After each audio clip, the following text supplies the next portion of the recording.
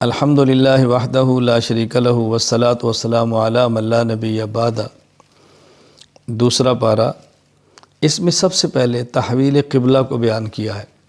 حضور اکرم صلی اللہ علیہ وسلم مکہ مکرمہ سے مدینہ منورہ تشریف لائے ہیں، تو تقریباً 16 ماہ تک آپ نماز بیت المقدس کی طرف منہ کر کے ادا فرماتے رہے۔ حکم آ گیا کہ قبلہ تبدیل ہو گیا ہے، تو حضور اکرم صلی اللہ علیہ وسلم نے پھر بیت المقدس کی بجائے کعبہ کی طرف منہ کر کے نماز ادا فرمانی شروع کر دی۔ تو تحویل قبلہ کا معنی ہے قبلے کا تبدیل کر دینا۔ اس کی حکمتیں ہیں، کچھ ہمارے علم میں آتی ہیں، کچھ علم میں نہیں آتی۔ اللہ تعالیٰ کچھ بیان فرما دیتے ہیں، کچھ نہیں بیان فرماتے، تو ہم تو حکمتوں کے پابند نہیں ہیں۔ جو بیان فرما دیا اس کے پابند ہیں، باقی حکمت سمجھ آئے نہ آئے ہم نے اس پہ عمل کرنا ہے۔ تو حضور اکرم صلی اللہ علیہ وسلم کا جو قبلہ تبدیل ہوا، پارہ نمبر 2 کے شروع میں اس کا ذکر کیا گیا ہے۔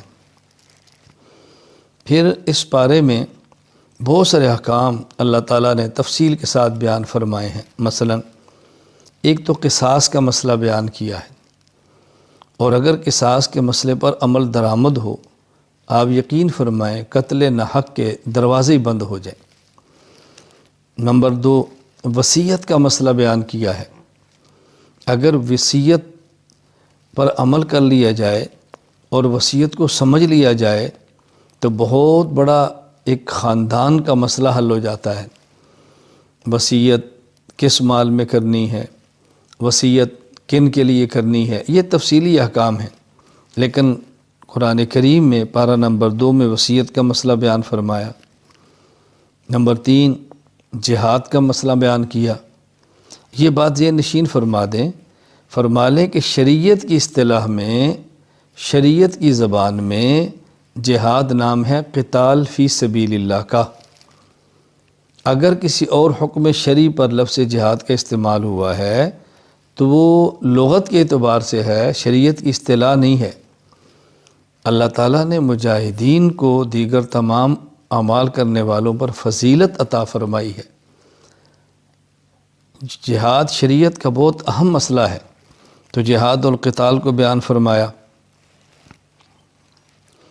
نمبر 4، مرتدین کی سزا کو بیان فرمایا کہ جو شخص مومن ہے پھر وہ ایمان کو چھوڑ دیتا ہے اور کافر ہو جاتا ہے، مرتد جس کی سزا قتل ہے، تو مرتد کی سزا کو بیان فرمایا۔ یہ بات ذہن نشین فرما لیں کہ مرتد کو سزا دینا یہ ہر آدمی کے اختیار میں نہیں ہے کہ جس کا جی سے اٹھ کے مرتد کو گولی مار دے یا قتل کر دے۔ فی الحال میں اس کے تفصیلی احکام بیان نہیں کر رہا، خلاصہ بیان کر رہا ہوں کہ مرتدین کی سزا کا ذکر فرمایا۔ نمبر 5، عورت کے ساتھ حالت حیض میں ہم بستری کرنا ناجائز اور حرام ہے، اس کو بیان فرمایا۔ یہاں یہ بات ذہن نشین فرما لیں کہ عورت کو ہر ماہ جو ماہواری کا خون آتا ہے اس کو حیض کا خون کہتے ہیں، اور بچے کی ولادت کے بعد جو خون آتا ہے اس کو نفاس کا خون کہتے ہیں۔ قرآن کریم میں حالت حیض میں بیوی کے ساتھ ہم بستر ہونے کو منع فرمایا، اور قرآن کریم میں حالت نفاس میں عورت کے ساتھ ہم بستر ہونے کو منع فرمانا اس کا ذکر نہیں ہے، لیکن وہ بھی اسی طرح حرام اور ناجائز ہے۔ اس کا ذکر احادیث میں الگ اور اس کا ذکر قرآن کریم میں اس حکم پر قیاس کریں تو سمجھ آ جاتا ہے، اس لیے کہ قرآن کریم نے حالت حیض میں عورت کے ساتھ ہم بستری کرنے کو منع فرمایا، اور بنیادی وجہ بیان فرمائی ہوا اذن، یہ گندگی کے دن ہیں، نجاست کے دن ہیں، تو اس سے بچنا چاہیے۔ تو یہی اذن یعنی غلاظت اور نجاست جس طرح حالت حیض میں ہے اسی طرح حالت نفاس کے اندر بھی ہے، تو وہاں بھی بچنا ضروری ہے۔ تو حیض کی حالت میں عورت سے ہم بستری کرنا جائز نہیں ہے، اس سے منع فرمایا۔ میں یہ درمیان میں مسئلہ عرض کر رہا ہوں، اس کو بھی ذہن نشین فرما لیں کہ عورت نکاح کے بعد خامد کے لیے حلال ہے، لیکن جس طرح حیض اور نفاس کی حالت میں حامد اپنی بیوی سے ہم بستری نہیں کر سکتا، اسی طرح خامد اپنی بیوی سے پچھلی جانب سے صحبت کرنا چاہے تو نہیں کر سکتا، یہ حرام اور ناجائز ہے، اس سے بچنا ضروری ہے۔ نمبر 6، طلاق کا مسئلہ بیان فرمایا، طلاق کے مسئلے کی تفصیلات بیان فرمائی ہیں۔ طلاق کے بارے میں ذہن نشین فرما لیں کہ 1 طلاق دیں تو 1، 2 طلاق دیں تو 2، 3 طلاق دیں تو 3، 3 طلاق دیں تو 3 ہی ہوتی ہیں، 3 طلاق دینے سے 1 نہیں ہوتی۔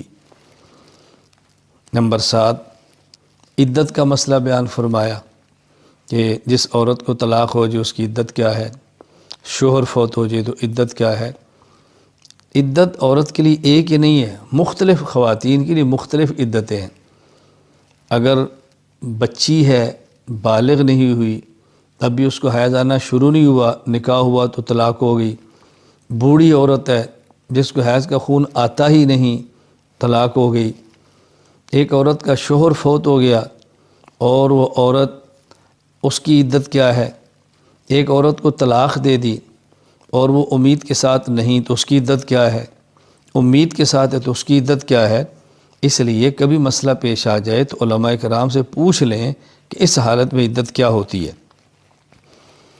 نمبر 8، پھر رضاعت کا مسئلہ بیان فرمایا، دودھ پینے کا مسئلہ کہ جو کسی عورت کا دودھ پی لے رضائی بیٹا بن جاتا ہے، وہ رضائی ماں بن جاتی ہے، لڑکی پی لے رضائی بیٹی بن جاتی ہے، تو جس نے دودھ پلا اس کا شوہر اس کا رضائی باپ بن جاتا ہے۔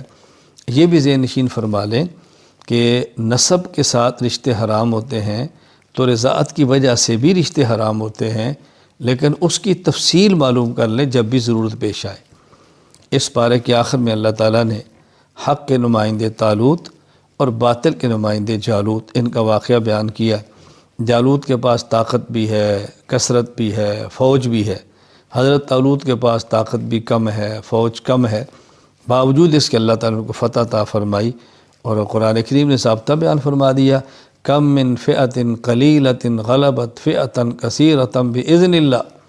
کتنی جماعتیں ہیں طاقت میں چھوٹی ہوتی ہیں، گنتی میں کم ہوتی ہیں، لیکن اللہ کی مدد ان کے ساتھ ہو تو اللہ ان کو غالب فرما دیتے ہیں۔ ہمیں اس سے بات سمجھ آنی چاہیے کہ مسلمان جب بھی غالب ہوتا ہے مادیت کی بنیاد پہ نہیں، اللہ تعالیٰ پر ایمان، توکل، بھروسہ، نیک اعمال کی بنیاد پہ غالب ہوتا ہے۔ اللہ تعالیٰ ہمیں اپنی ذات کا توکل نصیب فرمائے، بھروسہ نصیب فرمائے، اعمال صالحہ کی توفیق عطا فرمائے۔ وآخر دعوانا ان الحمد للہ رب العالمین۔